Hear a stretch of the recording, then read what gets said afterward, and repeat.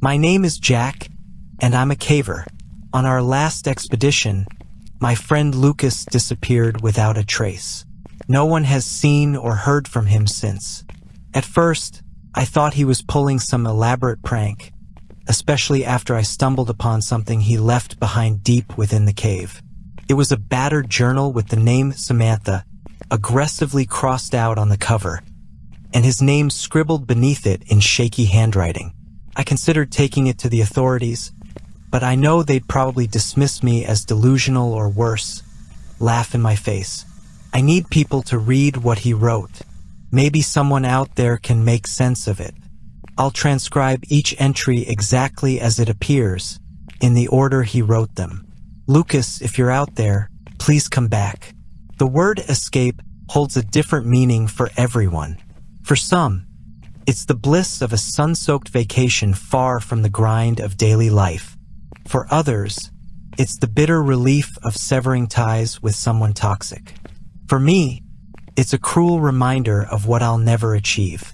It's etched into my very being, a searing mark that flares up during those long, frigid nights when sleep is nothing but a distant memory, lost in a haze of regrets and haunting echoes of the past. The cruel irony? None of it matters anymore. No decision I could have made would have steered me away from this nightmare. Or at least that's the lie I tell myself to keep from breaking. I'm getting ahead of myself. Sorry.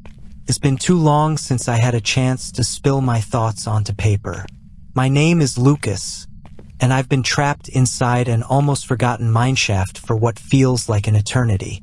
I say almost because I'm not alone down here. I've seen things, some beyond explanation, others horrifyingly real. That's why I'm writing this. Maybe it's a desperate attempt not to be erased from memory, or maybe it'll serve as a warning to whoever stumbles across my words. It all began around 2024, though time blurs down here. Jack and I were passionate about caving. It was thrilling, a perfect mix of adventure and fear, crawling through pitch-black tunnels, feeling the oppressive weight of the earth above, with only the faint whispers of wind and the distant, unexplainable sounds to keep you company. It made you question if you were ever truly alone. It was exhilarating but carried its own set of dangers. That's why we never ventured underground solo. If only we'd stuck to that rule. One day, we set out to explore a local cave notorious for its labyrinth-like passages. Officially, it has a name, but around here, everyone calls it the Gulp. Legends whisper that once it swallows you, it never lets you go. Armed with a detailed map and years of caving experience, we thought navigating the Gulp would be straightforward. The narrow twists and suffocating crossroads felt like familiar territory. Eventually, we stumbled upon a spacious cavern where we decided to rest. Laughter echoed off the cold stone walls as we joked, losing track of time. When Lucas and I finally realized how late it had gotten, we began to pack our gear. That's when Lucas froze, a troubled look on his face. "Jack, have you seen the map?" he asked, his voice tight with unease. "Nice try." But his expression didn't change. Panic crept into his eyes. We tore through our packs, scoured the ground, but the map was gone. Taking the lead, I crawled back through the claustrophobic tunnels, my flashlight piercing the thick darkness. Shadows slithered just beyond the beam, always threatening to swallow the light. Then, disaster struck. I had forgotten to bring spare batteries, and my flashlight flickered before going completely dark. All I had left was a flimsy, rechargeable one with barely any charge. It worked about as well as a distracted teenager at a fast food counter. Just enough to be frustrating. After what felt like an eternity, we stumbled upon two narrow openings we didn't recognize. Lucas shattered the silence. "You take one path, I'll take the other. Are you insane?" I hissed, my voice echoing off the damp stone. The darkness seemed to lean in closer, listening. "We'll just scout ahead a little and meet back here," Lucas suggested, his voice steady despite the encroaching darkness. I couldn't argue with his reasoning. I didn't have a better plan. So, reluctantly, we split up. He ventured left, and I took the path to the right. I hadn't crawled far when the solid ground beneath my hands seemed to dissolve, and I plummeted into darkness. The fall wasn't long, but it was jarring enough to leave me sprawled on the cold, unforgiving stone longer than I should have. Part of me expected Lucas to shout for me, but the only sound was the eerie ringing in my ears, like distant church bells tolling for no one. When I finally pushed myself up, my breath caught. Scattered before me were remnants of an old, abandoned mining operation, rusting equipment, decaying rail tracks, and faint, flickering lights suspended from corroded cables. They cast fragile halos in the oppressive gloom, like dying beacons swallowed by an ocean of ink. But this didn't make sense. There were no known mines anywhere near here. Convinced I must have hit my head, I waited to snap back to reality. But that moment never came. Slowly, I stood, taking stock of myself and my surroundings.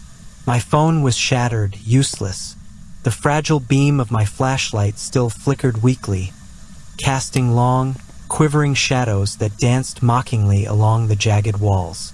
The tunnels stretched endlessly in both directions, each corridor punctuated with ominous openings that gaped like hungry mouths.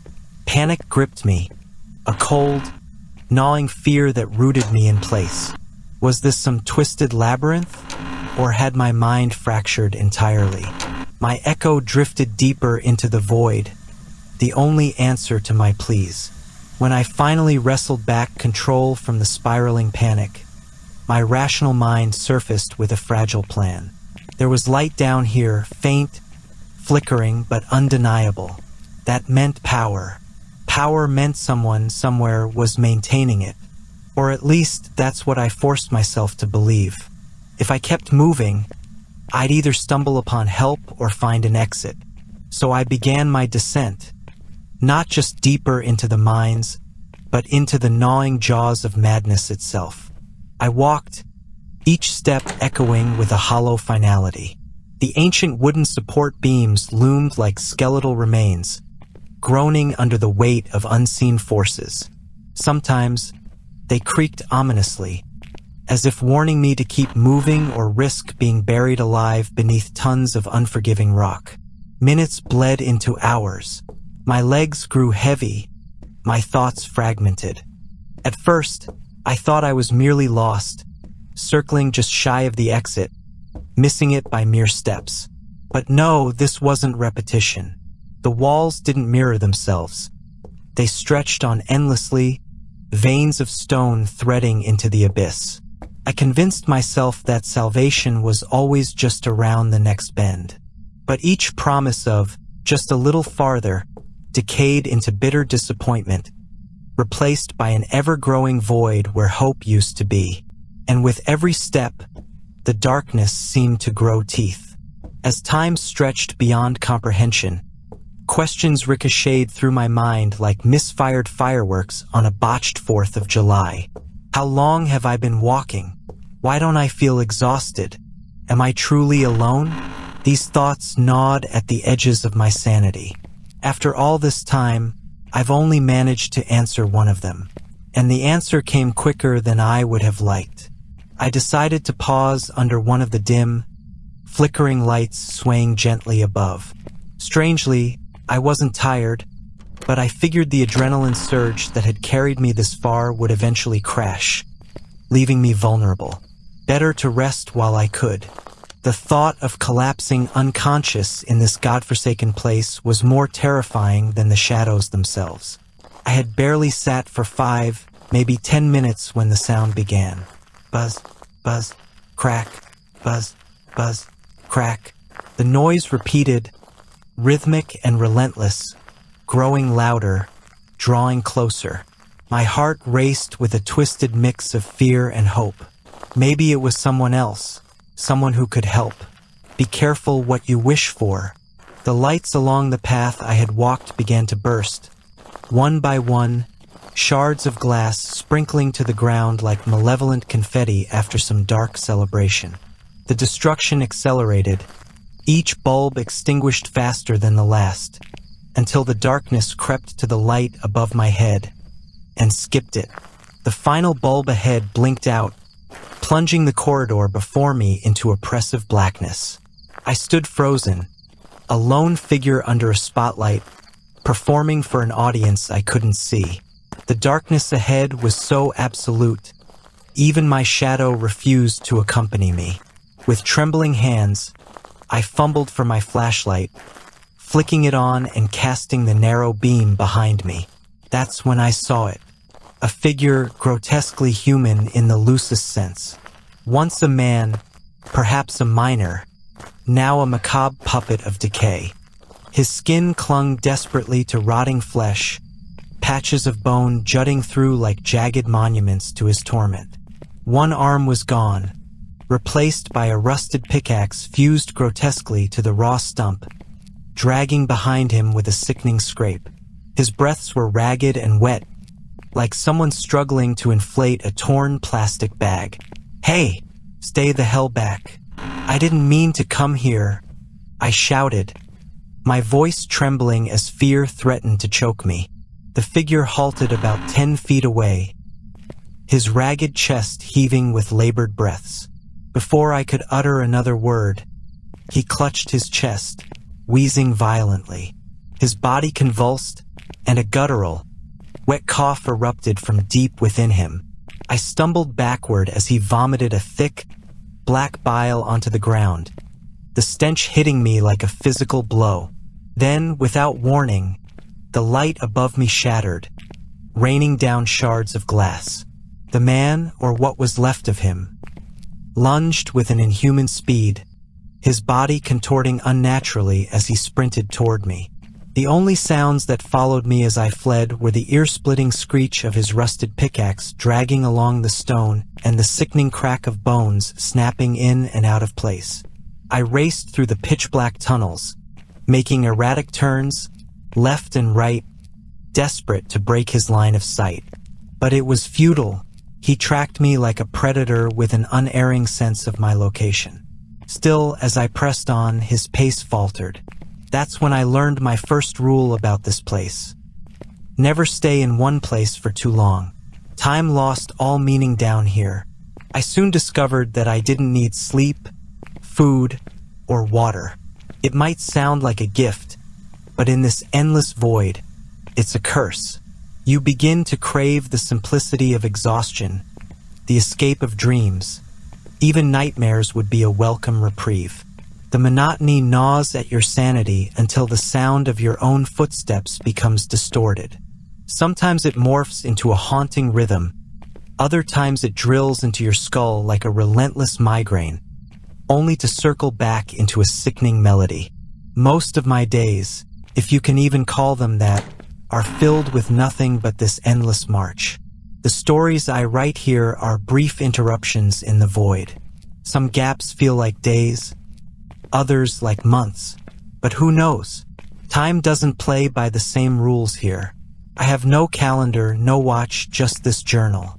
I wish I could document every horror that unfolds in this place, but these pages are limited. Writing helps. It anchors me even if no one ever reads it. At least it feels like I'm not entirely lost. I have to move again soon. I just heard a faint, distant cough echo through the tunnels. You never truly know how close a sound is until it's right behind you, breathing down your neck, or trying to.